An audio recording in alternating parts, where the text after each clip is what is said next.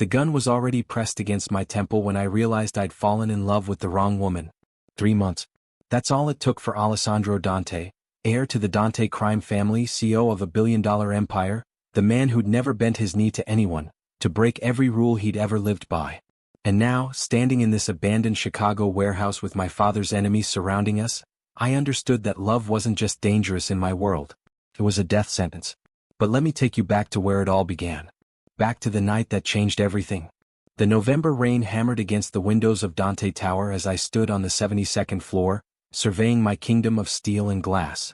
New York City stretched before me like a glittering battlefield, each light representing someone who either worked for me, owed me, or feared me.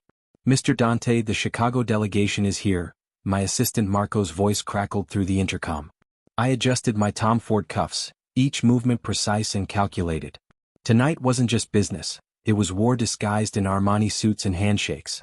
The Morellis had been encroaching on our territory for 6 months, and this meeting would determine whether we'd settle things diplomatically or whether the Hudson River would claim more bodies by sunrise. Send them up.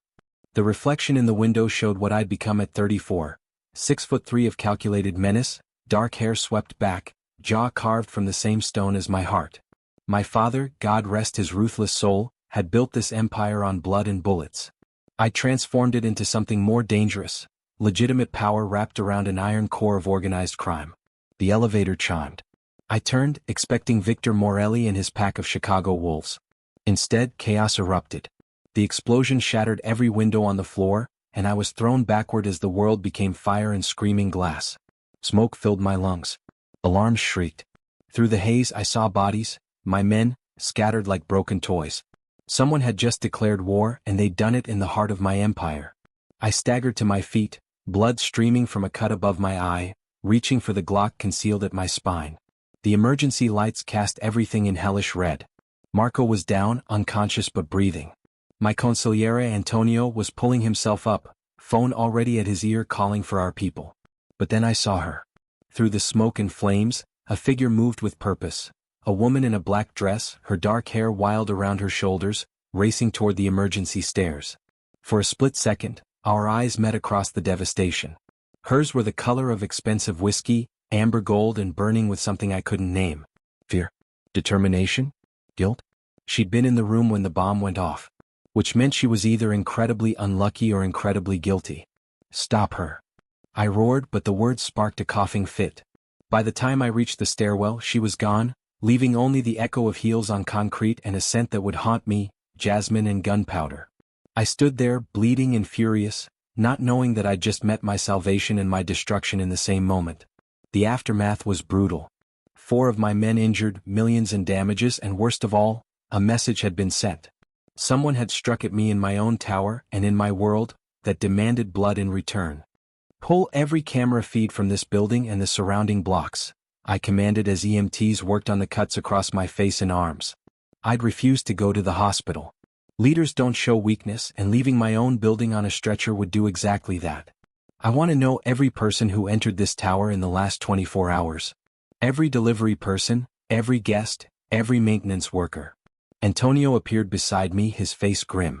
Boss, the Morellis never made it up. Their car was found abandoned 6 blocks away. This was a setup. Find them. My voice was ice and iron. And find that woman. What woman? Dark hair, gold eyes, black dress. She was here when the bomb went off. I could still see her face in my mind, could still feel the jolt that had run through me when our eyes locked. She ran. Which means she knows something. What I didn't say was that I wanted to find her for reasons that had nothing to do with the bombing. That moment of connection had been electric, primal, completely insane given the circumstances. I'd built my life on control, and this woman had shattered it with a single glance. The next 72 hours were a whirlwind of retaliation and investigation. We hit 3 Morelli operations in Chicago, sent a clear message that the attack would not stand. But something felt wrong. The Morellis were ambitious, not suicidal. An attack this brazen wasn't their style. And I couldn't stop thinking about her. On the 4th night I found her. Or rather, she found me. I was leaving Carmelo's, my favorite Italian restaurant in Little Italy, one of the few places I could eat without worrying about poison in my pasta. My detail was light. Just 2 men, enough to handle trouble but not so many as to draw attention. She stepped out of the shadows like a ghost, and every one of my instincts screamed danger even as my blood heated with recognition. "Alessandro Dante," she said, her voice like smoke and silk. "We need to talk." My guards moved, but I held up a hand. Up close, she was devastating, olive skin, full lips, and those eyes that had haunted me for days. She wore jeans and a leather jacket now, but she moved with a dancer's grace, and I could see the outline of a weapon at her hip. "You have 30 seconds to explain why I shouldn't put a bullet in you right now," I said coldly, even as every nerve in my body was hyper-aware of her proximity. "Because I didn't plant that bomb," she said, taking a step closer. "Brave or foolish, I couldn't decide which. And because I know who did. But more importantly, Mr. Dante, I saved your life that night." "Saved my life?" I laughed, sharp and bitter. "You ran from the scene of an attack on my building. I ran to lead the second team away from you." Her eyes flashed with anger now, and God help me, it made her even more beautiful. There were 3 men waiting in the stairwell with orders to finish anyone who survived the blast. "You dealt with them." "Dealt with them. 2 are in the hospital. 1 won't be leaving the morgue." She said it matter-of-factly, like she was discussing the weather. "You're welcome, by the way." I studied her, looking for the lie, the angle, the trap. But all I saw was truth burning in those amber eyes. And something else. Something that mirrored the dangerous attraction I'd been trying to ignore since that first glance. "Who are you?" I demanded. She smiled then, and it was sad and knowing all at once. "Someone who's about to make both our lives very complicated. My name is Isabella. Isabella Moretti." The name hit me like a second bomb. Moretti. The daughter of Victor Morelli, my enemy, my rival, the man I'd been planning to destroy. The woman who'd saved my life was the child of the man who most wanted me dead. "You're lying," I said, but even as the words left my mouth, I saw the resemblance. Victor's eyes, but softer. His proud bearing, but with a grace he'd never possessed. "I wish I was." She wrapped her arms around herself, suddenly looking vulnerable despite the gun at her hip. "My father didn't order that hit, Mr. Dante. Someone's playing both our families against each other. I've been investigating for months, and that night, I was trying to stop it. I was too late. Why should I believe you? Because I'm standing here alone, telling you the truth, when I could have just let you think my father was responsible. Because I'm risking everything by talking to you." She took another step closer, close enough now that I could smell her perfume, could see the pulse beating at her throat. "And because you feel it too. This thing between us. I saw your face that night, Alessandro. You felt it then and you feel it now." She was right, and I hated her for it. Hated her and wanted her with an intensity that defied every rule I'd ever lived by. "Get in the car," I said finally. "We're going somewhere we can talk privately." "How do I know you won't kill me?" I looked at her, really looked at her, and made a decision that would change everything. "You don't. But you came here anyway. So either you trust me, Isabella Moretti, or you're the most fearless woman I've ever met. Either way, I want to know more." She smiled again, and this time it reached her eyes. "Fearless or foolish, I've never been sure which. In my world," I said, opening the car door for her, "they're usually the same thing." I took her to my penthouse in Tribeca, a fortress of steel and glass perched above the city. My guards swept her for weapons. She surrendered a Glock 19 and 2 knives without complaint, and then we were alone in my living room, the city lights spread below us like fallen stars. "Drink?" I offered, pouring myself 3 fingers of scotch. I needed something to steady the chaos she'd unleashed in my carefully controlled world. "Water. I want a clear head for this conversation." I poured her an aqua panna, and we sat across from each other like generals negotiating a ceasefire. But the air between us crackled with something far more dangerous than violence. "Tell me everything," I commanded. And she did. The story she told was one of betrayal, ambition, and a puppet master pulling strings in both our organizations. For the past year, someone had been systematically creating conflict between the Dante and Morelli families, stolen shipments blamed on the wrong people, assassinations made to look like rival hits, whispers and rumors designed to inflame old hatreds. "My father thinks you killed his brother last spring," Isabella said, her eyes never leaving mine. "The car bomb in Chicago. But I've seen the evidence, Alessandro. The explosive signature was military grade, not something your people use. Someone wanted us to think you were responsible." I leaned forward, scotch forgotten. "Carlo Morelli. I heard about that. We thought your father ordered our warehouse hit in Jersey as retaliation. We didn't touch your warehouse." She pulled out her phone, showed me photos, documents, financial records, surveillance footage. She'd been busy. "There's a third player in this game. Someone who wants both our families weakened or destroyed. Oh, I don't know yet. But they're connected to someone high up in one or both of our organizations. They know our operations, our schedules, our weaknesses. She paused, and vulnerability flickered across her face. That bomb at your tower? I'd been tracking the hired crew for weeks. I tried to warn your people, but I couldn't go through normal channels without exposing myself. So I came in person. I was going to pull the fire alarm, get everyone out, but I was 30 seconds too late. I studied her, this woman who'd risked her life to save mine, who'd killed for me, who should have been my enemy but instead felt like something else entirely. Something dangerous and intoxicating. Why? I asked. Why help me? Why betray your own family? Because this isn't about family loyalty anymore, she said fiercely. It's about survival. And because. She looked away and I saw color rise in her cheeks. Because I've been watching you for months, Alessandro Dante. I've seen how you protect your people, how you're trying to legitimize your business, how you're different from the old guard. And I thought, maybe there's a chance. Maybe we could stop this war before it destroys everything. And maybe you felt what I felt that night, I said softly, dangerously. When our eyes met across the smoke and fire. Her breath caught. Yes. One word, but it changed everything. I stood, prowled to the window, trying to think past the want that was clouding my judgment. She was Victor Morelli's daughter. Getting involved with her was suicide, personal and professional. But I'd built an empire on taking calculated risks, and something in my gut said Isabella was telling the truth. Okay, I said, turning to face her. We work together. Find who's behind this before they start a war that ends with both our families in graves or prison. But I have conditions. Name them. You tell me everything you know. No secrets, no holding back. You wear a wire when you're around your father. I need to know what he's planning. I counted off on my fingers. And you stay close to me. If someone's orchestrating this, they might target you next. Stay close how? I smiled, sharp and predatory. Move into one of my properties. Let me protect you. Let me keep you where I can see you. You mean where you can control me? That too.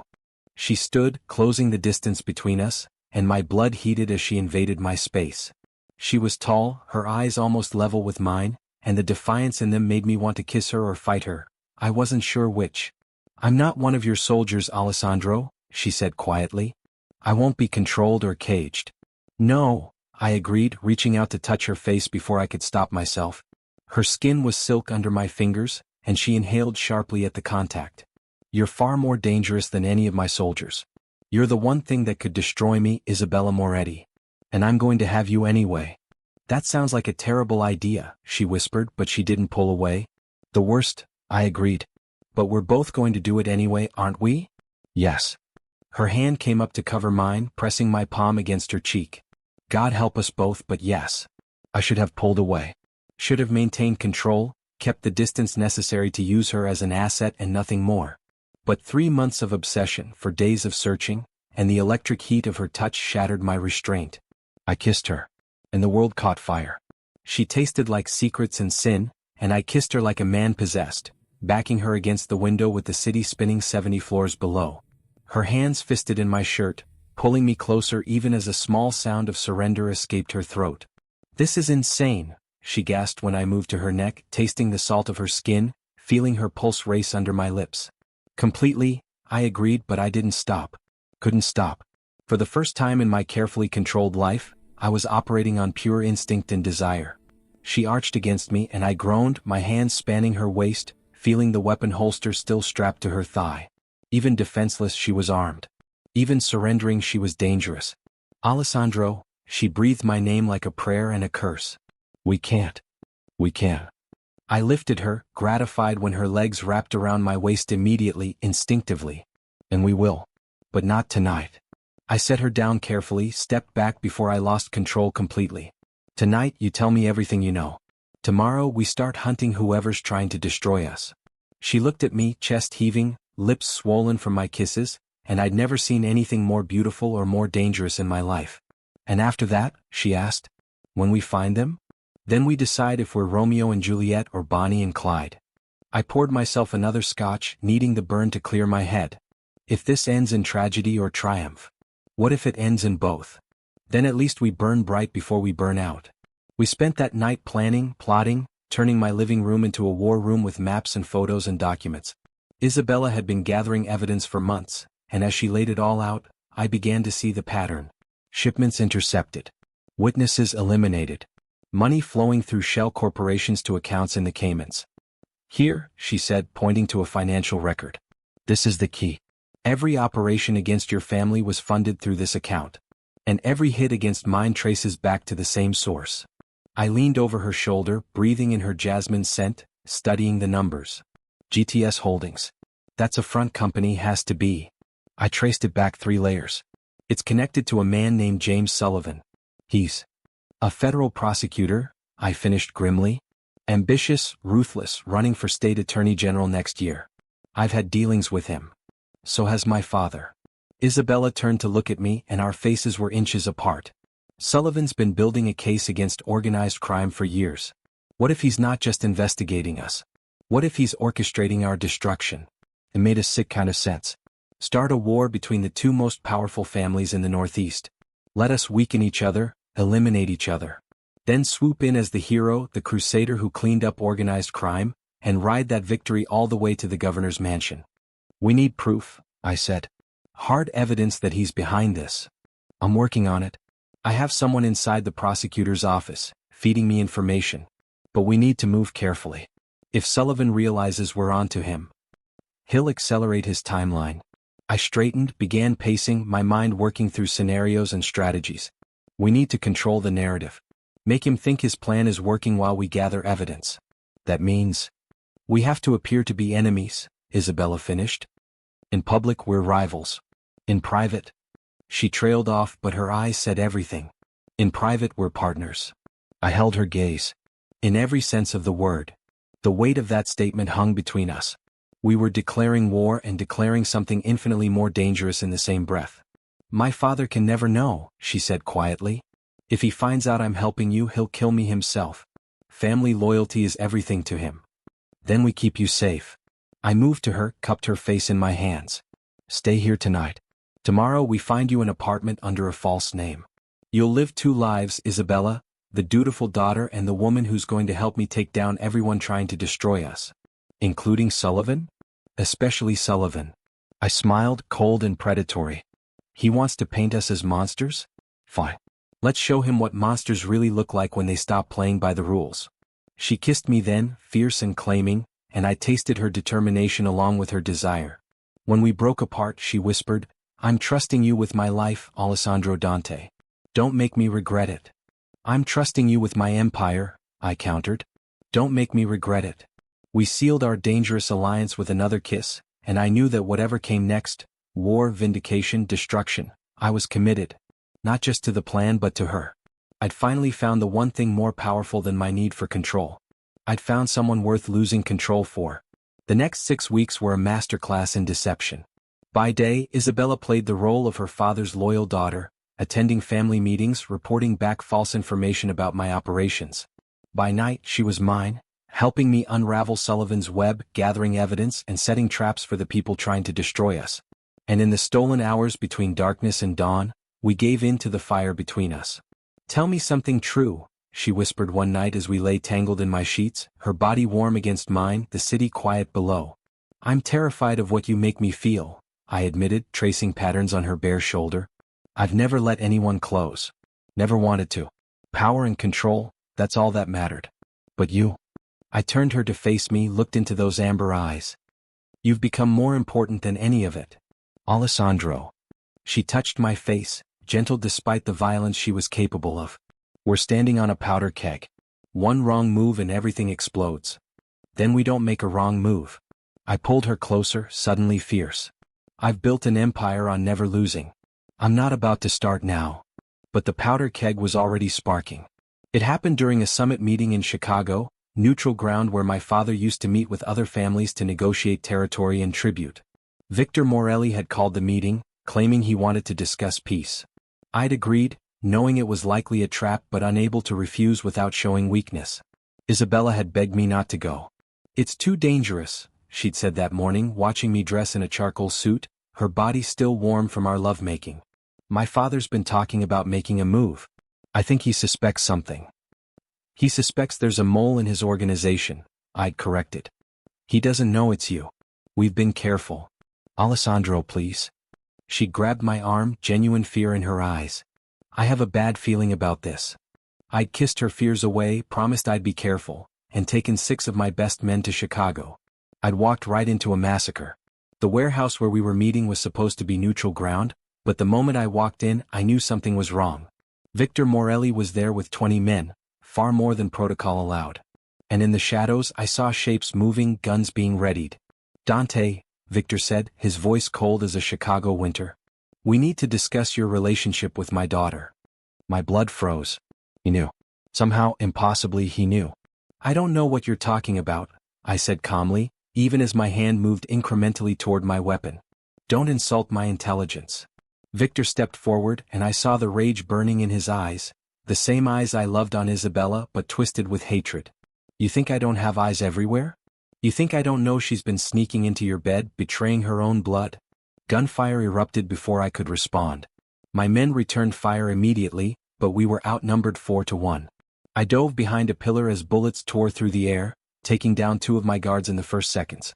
This ends tonight, Dante. Victor roared over the chaos. You corrupted my daughter, turned her against her own family. For that you die. I fired back, taking down 3 of his men, but it was hopeless. We were trapped, outgunned, and in 30 seconds I'd be dead on a Chicago warehouse floor, never seeing Isabella again, never telling her. The explosion blew open the east wall. And through the smoke and flames, like an avenging angel in tactical gear, came Isabella with 20 soldiers behind her. Nobody kills him but me, she screamed, firing with precision that spoke of years of training I'd never known about. Fall back. Everyone fall back now. What followed was chaos. Isabella's forces engaged both my men and her father's, creating enough confusion for her to reach me.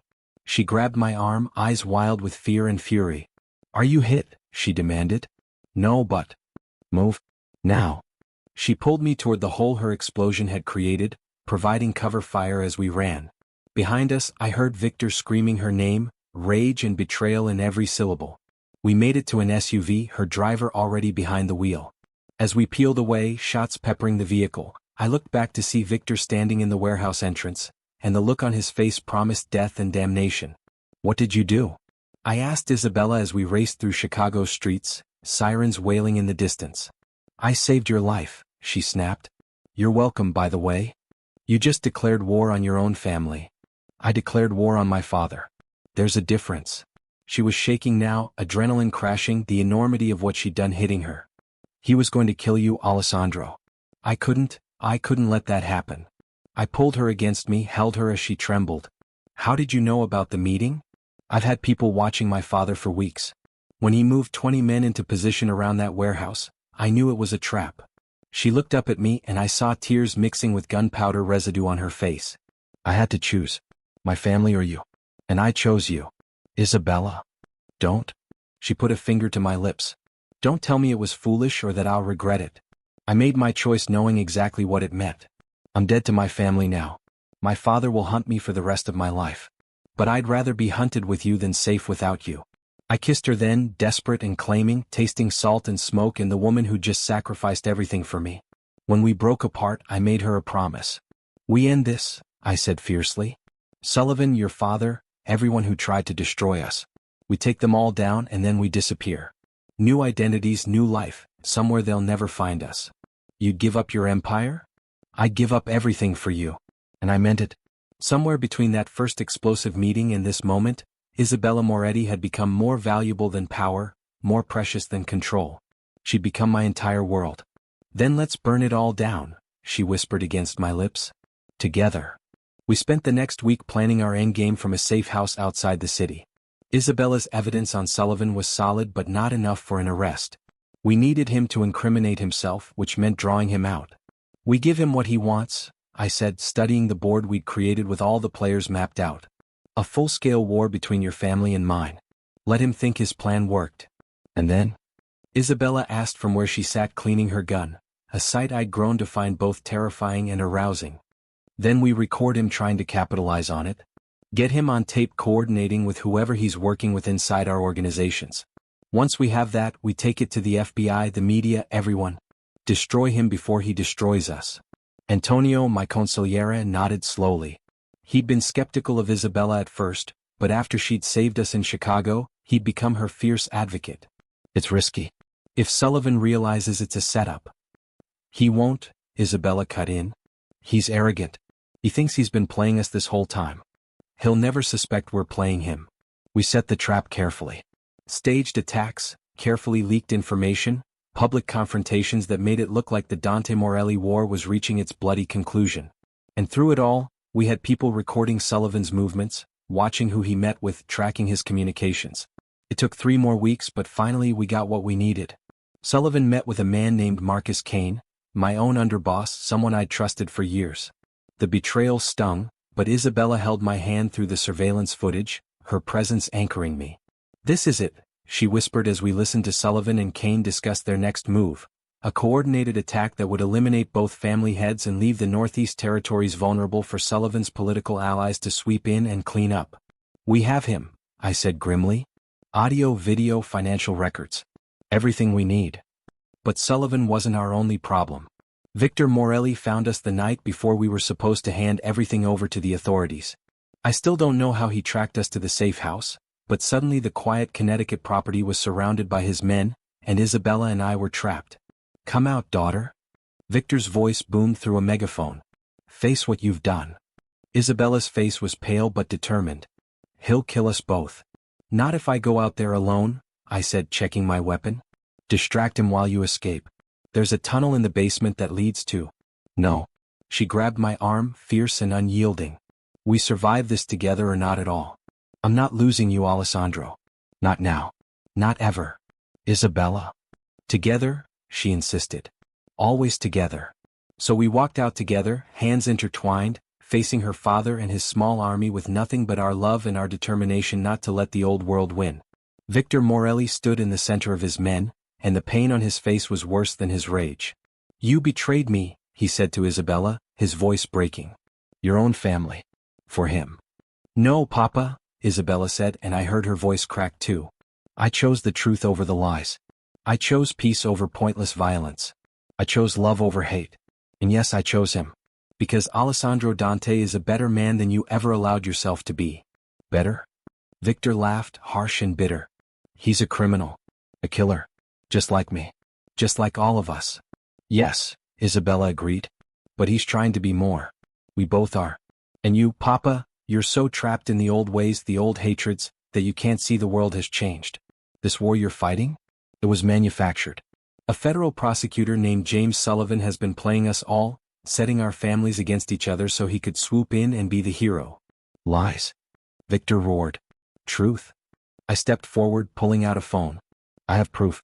Audio recordings, financial documents, surveillance footage of Sullivan meeting with traitors in both our organizations. He's been using us, Victor. And we've been too busy hating each other to see it. I tossed the phone to Victor. He caught it reflexively, and for a long moment, there was only silence as he listened to the recordings. I watched his face cycle through disbelief, rage, and finally something like grief. All of it? He asked quietly. Carlo's death? The warehouse attacks? All Sullivan? All of it, Isabella confirmed. We have proof, Papa. Enough to bury him and everyone working with him. But we need your help. My help? Victor looked at his daughter, at me, at the impossible situation we'd created. You betrayed me and now you want my help? I want us to end this the right way, Isabella said. Not with more blood and bodies but with justice. Real justice. Help us take down Sullivan, expose the corruption, clean up both our organizations. And then. She looked at me and I saw her decision in her eyes. Then let us go. Alessandro and I, we're leaving this life. Starting over somewhere new. But we want to leave it better than we found it. Victor was silent for a long time. Then, slowly he lowered his weapon. You really love him? More than my own life, Isabella said without hesitation. And you? Victor looked at me with eyes that promised death if I answered wrong. You love my daughter? With everything I am, I said. I'd burn my empire to ash for her. I'd die for her. But more than that, I'll live for her. Build something better, something worthy of her. If you give us the chance. Another silence, longer this time. Then Victor did something I never expected. He started to laugh.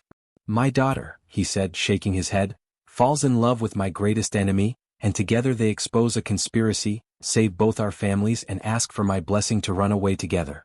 I'd kill you both, but I'm not sure if this is a tragedy or the greatest triumph I've ever seen. It can be both, Papa, Isabella said softly. Just like you taught me. Life is complicated. Victor looked at her for a long moment, and I saw the love beneath his rage. You're just like your mother, he said finally. Stubborn, fierce, beautiful, and willing to burn the world for what you believe in. He turned to his men. Stand down. All of you. Then back to us. You have 48 hours to take down Sullivan.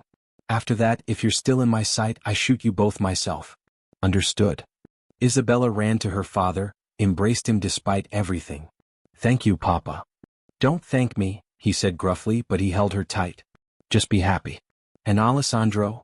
He fixed me with a stare that promised violence if I failed. You keep her safe. You keep her happy. Or I will find you wherever you run, and I will end you slowly. Understood, I said, meeting his eyes. But I won't need the threat. Keeping her safe and happy is all I want to do for the rest of my life. The takedown of James Sullivan was swift and brutal. With Victor's help, we had enough evidence to bury him and 17 corrupt officials in both our organizations. The media frenzy was spectacular, the crusading prosecutor exposed as the architect of organized crime warfare, using violence to fuel his political ambitions. Antonio took over the day-to-day operations of the Dante empire. I'd already been transitioning to legitimate business, and with Sullivan's network exposed, I could finally step away completely. Isabella and I stood on the tarmac of a private airfield, watching the sun rise over New York one last time. Any regrets? I asked, holding her close. Only that we didn't burn it down sooner, she said, smiling up at me. Where are we going? Somewhere warm. Somewhere they speak Italian. Somewhere we can be Alessandro and Isabella, not Dante and Morelli. The Amalfi Coast? Too obvious. I was thinking Sardinia. Or maybe Barcelona. Barcelona, she decided. I've always wanted to learn Spanish. I kissed her then, soft and claiming, the woman who'd saved my life, stolen my heart, and given me something more valuable than any empire, a future worth living. We almost made it to the plane.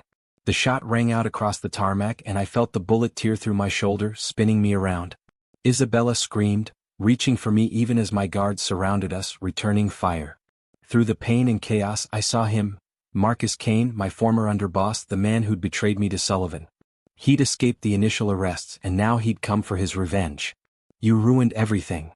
Kane screamed, firing wildly. Sullivan promised me control of the entire Northeast. And you destroyed it. My guards took him down in a hail of bullets, but the damage was done. I collapsed, blood spreading across my white shirt, and Isabella's face above me was the last thing I saw before the world went dark. I woke up 3 days later in a private hospital, Isabella asleep in a chair beside my bed, her hand clutching mine. Hey, I whispered, my voice rough. Her eyes flew open, and then she was on me, careful of my injuries but desperate in her relief. You died, she sobbed against my chest. Your heart stopped twice in surgery. I thought I'd lost you. Takes more than a bullet to keep me from you, I said, stroking her hair. We have a plane to catch, remember? We have time. She pulled back, wiping her tears, and I saw something fierce in her eyes. Kane is dead. Sullivan is in prison. Your people are handling things. And I realized something while I was sitting here, watching you breathe, praying you'd wake up. What's that? I don't want to run anymore. I don't want to hide who we are or what we've survived. She took my hand, pressed it to her heart. I want to build something new, something better. Here. In New York. In Chicago. Everywhere our families left scars. I want to heal them. How? Legitimate business. Charity foundations. Youth programs in neighborhoods our families terrorized. We use the money, the connections, the power, but we use it for good this time. Her eyes blazed with passion. We can't undo the past, Alessandro. But we can build a different future. I looked at this woman, this beautiful, fierce, impossible woman who turned my world upside down, and I knew she was right. Together? I asked. Always together, she promised.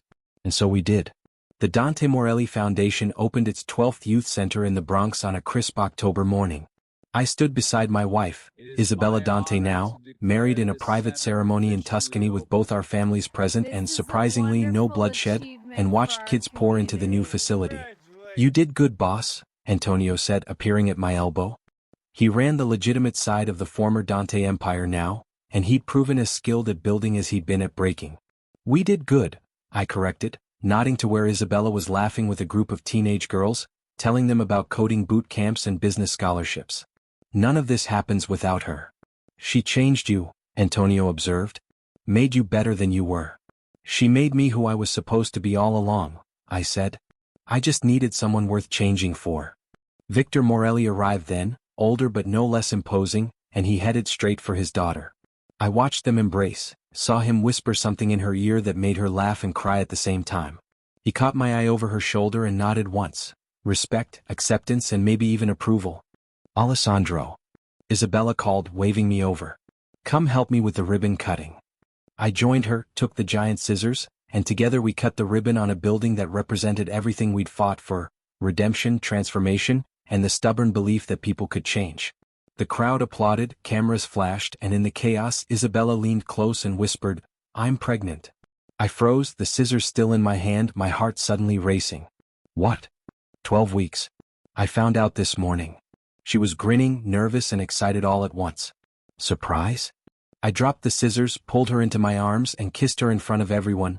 Former mobsters, community leaders, press photographers, and a bunch of confused teenagers. When we broke apart, she was laughing. I'll take that as you're happy about it? Terrified, I admitted. But happy.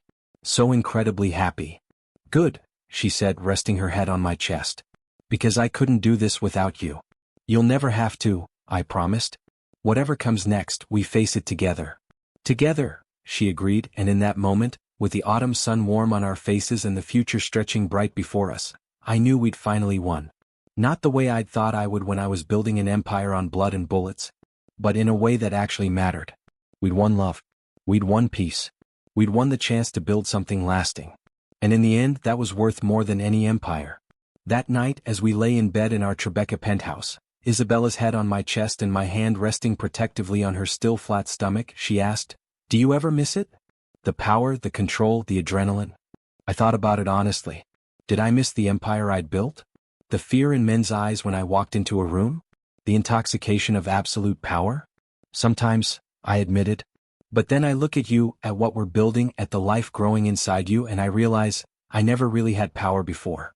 I was just a man playing at being a king, ruling over a kingdom of violence and fear. And now I'm a man who gets to wake up every morning beside the woman he loves. Who gets to build something that will outlast us both. Who gets to be a father. I turned to face her, cupping her cheek. That's real power, Isabella. The power to create instead of destroy. The power to love instead of fear. The power to choose hope over hate. When did you become so wise? She teased, but I saw tears glistening in her eyes. When I met a woman brave enough to walk into a burning building to save a man who was supposed to be her enemy. I kissed her softly.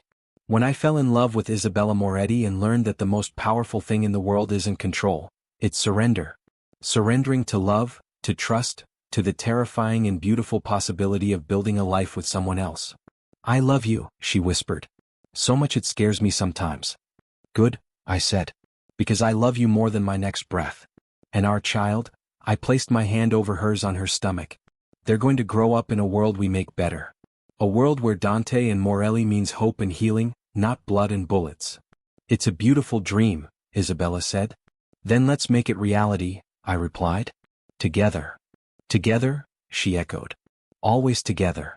And as we drifted off to sleep, wrapped in each other's arms with our future growing between us, I knew that whatever challenges lay ahead, and there would be challenges, remnants of our old lives, enemies who hadn't forgotten, complications we couldn't yet imagine, we would face them the way we'd faced everything. Together. In the morning, I'd wake up beside the love of my life and start another day building our empire of hope instead of fear. But tonight, in the quiet darkness with the city lights glowing beyond our windows, I was simply Alessandro. A man who'd found his redemption in the amber eyes of a woman who'd saved his life in every way possible. And that was worth more than all the power in the world. If you loved Alessandro and Isabella's story, don't forget to like this video and subscribe to our channel for more intense romance stories. Hit that notification bell so you never miss our next passionate tale. Drop a comment below telling us, Team Alessandro or Team Isabella? Who is your favorite character?